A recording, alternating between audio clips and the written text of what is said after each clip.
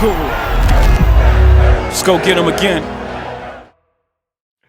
So this bottle right here, you may have seen it on your favorite fragrance reviewers channel. It's getting tons of press on YouTube. A lot of positive press, honestly, always talking about, oh, it's a good copy, clone, whatever they want to say, of Baccarat Rouge 540. But is the love on this particular fragrance deserving? Find out next.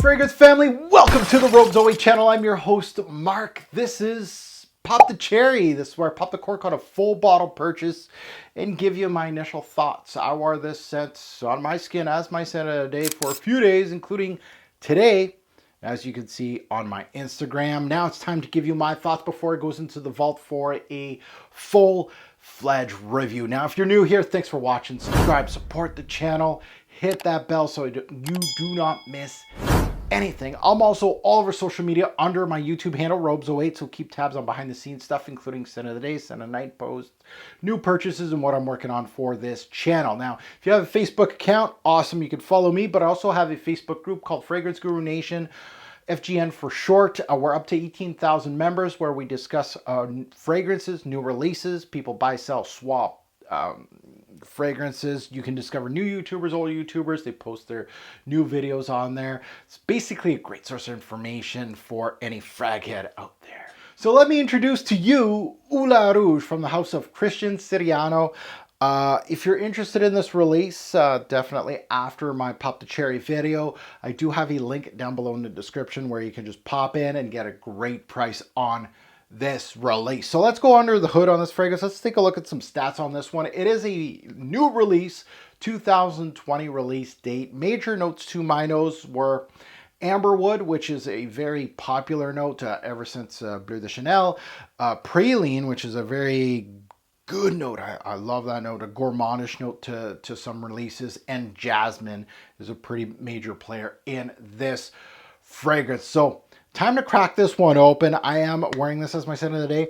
I got the dry down right here, but let me remind myself of this introduction. I'll do a couple sprays at the back of my hand.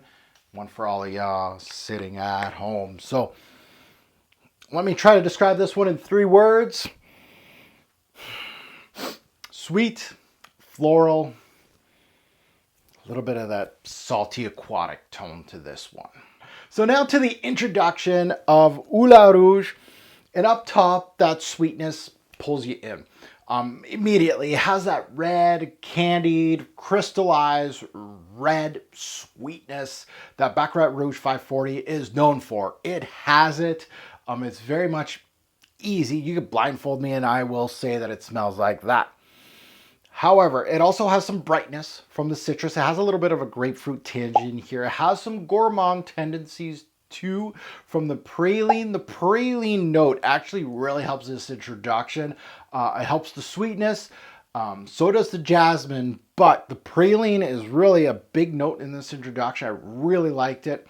Now, to note, Baccarat Rouge 540 has, I feel like it's in the middle of its testing right now for my channel to be reviewed, but it has 3 pieces to it. It's very much green, it's red, and it has salty qualities. That's the 3 major factors.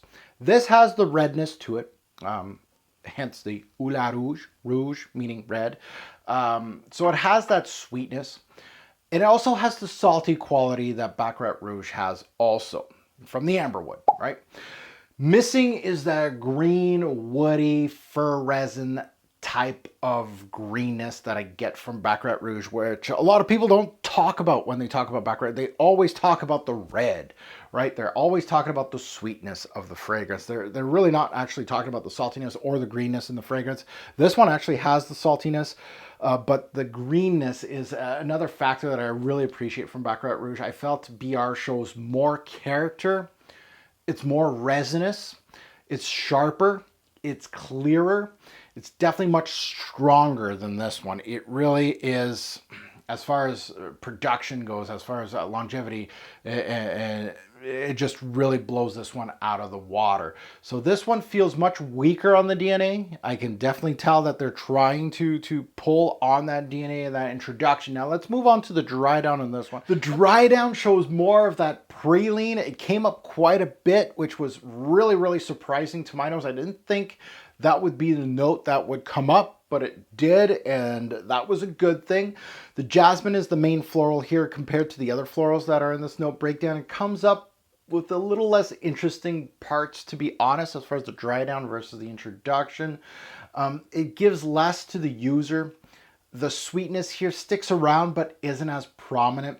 The praline starts taking a step back the longer it stays on skin, and the user is only left with a soft amberwood touch, a jasmine combo. That's pretty much it. Very thin as a composition. I felt like Baccarat Rouge really, even though it had a central theme, it had a lot of moving parts, and I felt like it kept me more interested. And obviously that performance is a big deal. This one, fairly linear as a scent. I felt like it was a 2-portion fragrance. It really felt like, okay, we're going to steal a lot from Baccarat Rouge up top for the first, 10, 15 minutes.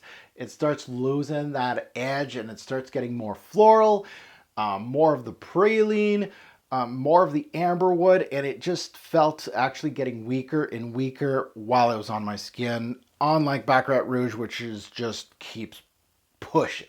Now let's get into the revolver of this scent, where I talk about seasons, day-night versatility, and performance. Let's start it off with seasons. Just like Baccarat Rouge, and I'm going to get into that when I review it, is the season's best for it. This is a tweener, fall, spring. I feel like the spring, especially with some of the florals in here and the sweetness, I feel like spring would do well, but also fall. Day or night, I feel like this is more of a nighttime scent. Versatility, fairly versatile as a scent. You got to have a sweet tooth. As far as florals go, not that you have to like florals. I didn't really feel like it was very feminine because of the florals. I think it was just more of the sweetness that would turn a lot of guys off. But fairly versatile as a scent. Performance, that's where it hurts a bit. Longevity was 5 to 7 hours. A little weak for this type of scent. Actually, quite a bit weak if you're looking at Baccarat Rouge. And projection was below average. So the lasting power is good. It's okay. But the power itself was very poor. Something less to be desired. I felt like this one really was on fumes on my skin quite a bit. So my final thoughts on this one, and of course it's getting a lot of love on YouTube, a lot of press, because people are getting free bottles, including yours truly. Overall, don't be fooled by the amount of reviews on YouTube on certain scents. Just because there's a lot of reviews on it doesn't mean it's a great release. So a lot of people have gotten this bottle for free. Link in the description. As for the scent itself, is this a dupe of Baccarat Rouge 540? No. The opening is true to it, but it's missing its edges, its character. The sharpness is missing. The power is definitely something that really intrigues me with Baccarat Rouge. That's also missing. The opening of this scent steals the overall theme. It really is there. This is not the first time a fragrance has done that, but it's only just a small smidgen portion of a scent. Once you start peeling layers of scents, you can definitely tell that there's some things missing. Sometimes these type of fragrances, sometimes it's better. Sometimes it removes stuff that people didn't like in the original. I felt like this one loses steam quite quickly. It starts going more floral in the backbone. It's currently going for around $80, $90 on that fragrance by website. I'd recommend this more around a lower price range, maybe 60, 70. I feel like you would sell a lot more units of this stuff, maybe even 50. So that's my overall thought process. It's an okay scent with a DNA that is very much out there. However, the world is your oyster with Baccarat Rouge 540 dupes or other fragrances. You'll find so many scents that are trying to be the next Baccarat 540 at varying price ranges. So definitely do your research. Go check this out.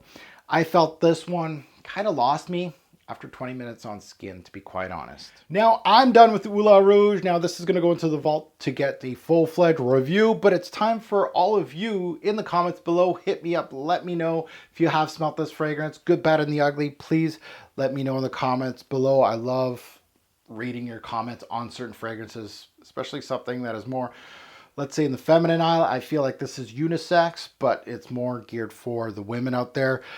As always, a great or poor fragrance will make a lasting impression. Choose your scent wisely. Thanks for watching, YouTube. Have a good one.